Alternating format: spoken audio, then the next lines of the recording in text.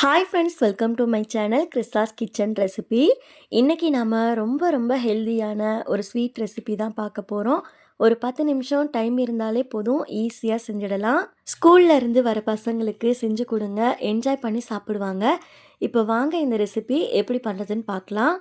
First இந்த recipe பண்ணுறதுக்கு ஒரு பேனில் 1 கப் அளவுக்கு அவல் சேர்த்துக்கோங்க. நான் வெள்ளை அவல் யூஸ் பண்ணியிருக்கேன். உங்ககிட்ட சிவப்பு அவல் இருந்தால் கூட யூஸ் பண்ணிக்கலாம். அவலில் தூசிலாம் இருக்கும், அதனால் அதை லைட்டாக புடச்சிட்டு நல்லா க்ளீன் பண்ணிவிட்டு சேர்த்துக்கோங்க. இதை ஒரு 2லேருந்து 3 நிமிஷத்துக்கு நல்லா வறுத்து எடுத்துக்கோங்க. இப்போ பாருங்கள், அவல் வந்து நல்லா வறுபட்டுருச்சு. அடுப்பை லோ ஃப்ளேம்லேயே வச்சு வறுத்துக்கோங்க. கையில் நம்ம எடுத்து பார்த்தோம்னா அது உடையிற மாதிரி இருக்கணும், நல்ல மொறு மொறுன்னு இருக்கும். இப்போ நம்ம இதை ஒரு பிளேட்க்கு வந்து மாற்றிடலாம். அடுத்து அதே பேன்லேயே 1 கப் அளவுக்கு வேர்க்கடலை சேர்த்துக்கோங்க. நான் வறுக்காத வேர்க்கடலை தான் யூஸ் பண்ணியிருக்கேன். உங்ககிட்ட வறுத்த வேர்க்கடலையாக இருந்ததுன்னா டேரெக்டாக கூட நீங்கள் யூஸ் பண்ணிக்கலாம். வேர்க்கடலை சேர்த்ததுக்கப்புறமா அடுப்பை மீடியம்லேயே வச்சுட்டு நல்லா வறுத்து எடுத்துக்கோங்க. இப்போ பாருங்கள், நல்ல கலர் மாதிரி வந்திருக்கு. இது மாதிரி வறுபட்டதுக்கப்புறமா இதை ஒரு பிளேட்க்கு மாற்றிடுங்க.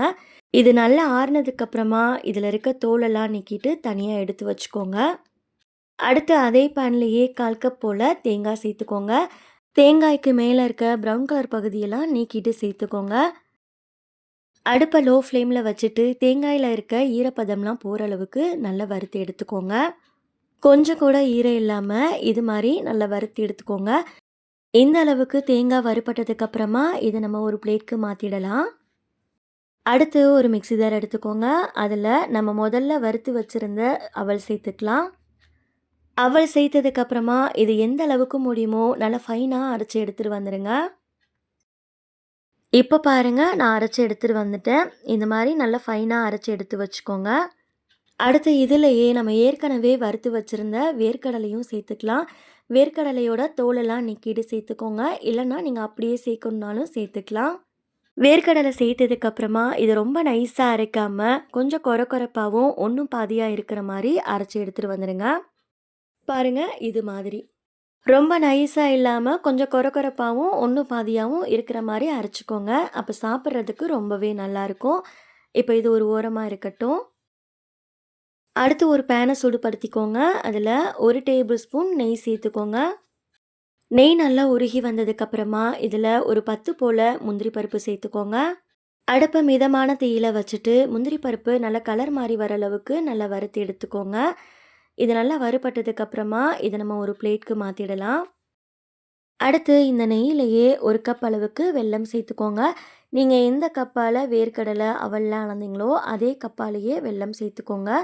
இப்போ இது கூடவே 1 கப் அளவுக்கு தண்ணி சேர்த்துக்கோங்க. வெல்லம் வந்து தண்ணியில் கரைஞ்சாலே போதும், பாகுபதம் வரணும்னு அவசியம் இல்லை. நல்ல நயமான வெல்லமாக பார்த்து எடுத்துக்கோங்க. ஒருவேளை உங்ககிட்ட இருக்க வெல்லத்தில் தூசி மண் இருந்ததுன்னா தனியாக வடிகட்டிட்டு பேனில் சேர்த்துக்கோங்க. இப்போ பாருங்கள், வெல்லம் நல்லா கரைஞ்சிடுச்சு. அடுத்து நம்ம அரைச்சிருந்த பவுடரை இதில் சேர்த்துக்கலாம். அடுப்பை மிதமான தீயில் வச்சுட்டு இதை நல்லா கலந்து விட்டுக்கோங்க.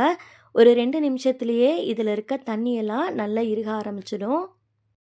கைவிடாமல் நல்லா கலந்து விட்டுட்டே இருங்க. இப்போ பாருங்கள், நம்ம நல்லா கலந்து விட்டாச்சு. அடுத்து இதில் நம்ம தேங்காய் வந்து சேர்த்துக்கலாம். நம்ம ஏற்கனவே வறுத்து வச்சுருந்தோம் பாருங்கள், அந்த தேங்காய் வந்து இதில் சேர்த்துக்கோங்க. இது கூடவே 1/2 டீஸ்பூன் போல் ஏலக்காய் தூள் நல்ல வாசனைக்காக சேர்த்துக்கோங்க. இதையெல்லாம் சேர்த்ததுக்கப்புறமா மறுபடியும் ஒரு வாட்டி நல்லா கலந்து விட்டுக்கோங்க. தேவைப்பட்டால் இதில் கொஞ்சம் நெய் கூட சேர்த்துக்கலாம். இப்போ பாருங்கள், நம்ம நல்லா கலந்து விட்டாச்சு. இது நல்லா கலந்ததுக்கப்புறமா ஸ்டவ் ஆஃப் பண்ணிவிடுங்க. இது நல்லா ஆறி வரட்டும். இது நல்லா ஆறுனதுக்கப்புறம் கொஞ்சம் கை பொறுக்கிற சூடு இருக்கும்போதே வந்து பார்த்திங்கன்னா லட்டு மாதிரி நீங்கள் வந்து பிடிச்சு எடுத்துக்கலாம். இல்லைனா நம்ம வீட்டில் இது மாதிரி வந்து மூடி இருக்கும் இல்லையா, அதில் கொஞ்சமாக நெய் அப்ளை பண்ணிக்கோங்க. நெய் அப்ளை பண்ணதுக்கப்புறமா நடுவில் வந்து முந்திரி பருப்பு வச்சுட்டு நம்ம ரெடி பண்ணியிருக்க ஸ்வீட்டை வந்து இதில் வச்சுக்கலாம்.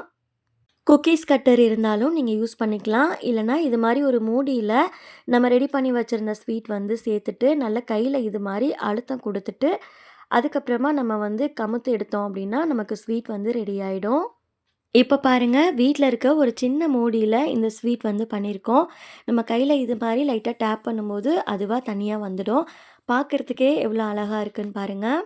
உங்களோட விருப்பத்திற்கு ஏற்ப நீங்கள் இது மாதிரியும் பண்ணலாம், இல்லைனா லட்டு மாதிரியும் பிடிச்சு எடுத்துக்கோங்க. அவ்வளோதான் நம்மளோட ஹெல்தியான ஸ்வீட் சூப்பரா தயாராகிடுச்சு. வீட்டில் ஒரு டைம் கண்டிப்பாக ட்ரை பண்ணி பாருங்கள். குட்டீஸ் எல்லாம் விரும்பி சாப்பிடுவாங்க. ட்ரை பண்ணி பார்த்துட்டு உங்களுக்கு எப்படி வந்ததுன்னு மறக்காமல் உங்களோட ஃபீட்பேக் ஷேர் பண்ணிக்கோங்க. உங்களுக்கு இந்த ரெசிபி பிடிச்சிருந்ததுன்னா லைக் பண்ணி சப்ஸ்கிரைப் பண்ணிக்கோங்க. நெக்ஸ்ட் ஒரு ரெசிபி வீடியோவில் பார்க்கலாம். தேங்க்ஸ் ஃபார் வாட்சிங். பபாய்.